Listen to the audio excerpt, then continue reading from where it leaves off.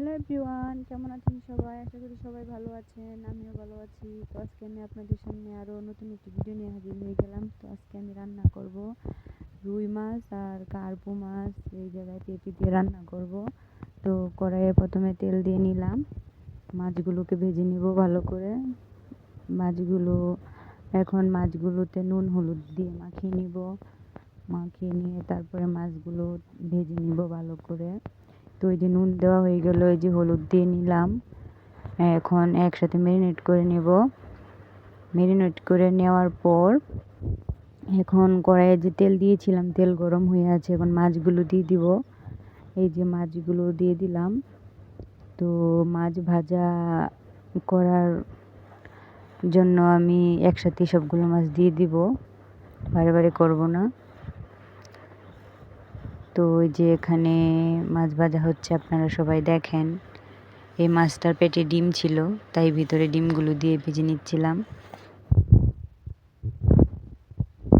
আমার মাছ ভাজা হচ্ছিল, আমি অন্যদিকে মশলাটা রেডি করে নিচ্ছিলাম তরকারিতে দেওয়ার জন্য। তো ওই যে এখন মাছগুলোকে উল্টে নেব। মাছগুলোর এক পিঠ হয়ে গেছে। মাছগুলোর এক পিঠ হয়ে যাওয়ার পর এখন আমি সবগুলো মাছ উল্টে নিচ্ছি। তো মাছগুলো সবগুলো একসাথে দেওয়ার কারণে আমার এগুলো উল্টাতে একটু সমস্যা হচ্ছিল। তো এই যে দেখেন, ফাইনালি আমার মাছ ভাজি হয়ে গেছে। এখন মাছগুলো নামিয়ে নিব। এই যে মাছগুলো আমি নামিয়ে নিয়েছি একটা বাটিতে। তো এখন কড়াইয়ে যে মাছ ভাজার তেলটা ছিল, ওখানে আর একটু তেল এড করে পেঁয়াজ তেজপাতা দিয়ে দিলাম।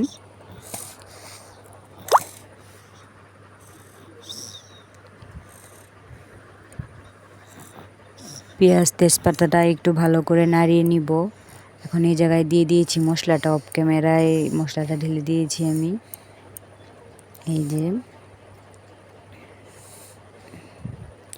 এই যে আমার মশলাটা জাল হয়ে গিয়েছিল। এখন এখানে আমি দিয়ে দিব পেঁপেগুলো আগে থেকে আমি একটু ভাপ দিয়ে রেখেছিলাম। আমি পেঁপে একটু ভাপিয়েই রান্না করি, যেন পেঁপের যে আলাদা কষটা আছে ওটা যেন তরকারিতে ছড়িয়ে না যায়, সেজন্য।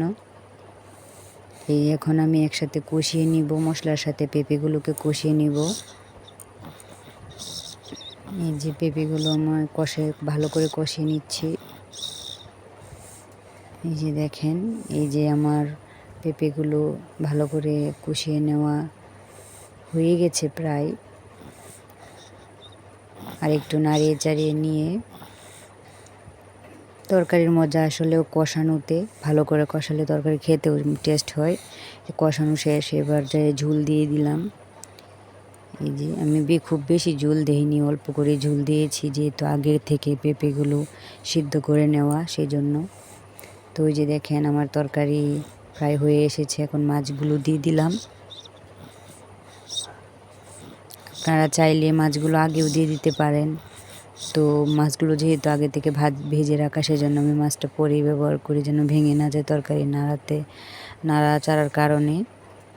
তো এই যে দেখেন, এই যে আমার তরকারি হয়ে গেছে, এখন নামিয়ে নিব। এই যে আমি নামিয়ে নিলাম তরকারি। একটু সামান্য ঝোল রেখেছি, কারণ ঝোল একটু খেতে আমার ভালো লাগে। এই যে দেখেন তরকারি ফাইনাল লুক, আমার তরকারি হয়ে যেত। ভিডিওটা কেমন লাগলো অবশ্যই সবাই কমেন্টে জানাবেন। দেখা হচ্ছে নেক্সট ভিডিওতে। ততক্ষণ সবাই ভালো থাকবেন, সুস্থ থাকবেন। Tata, love you all, by.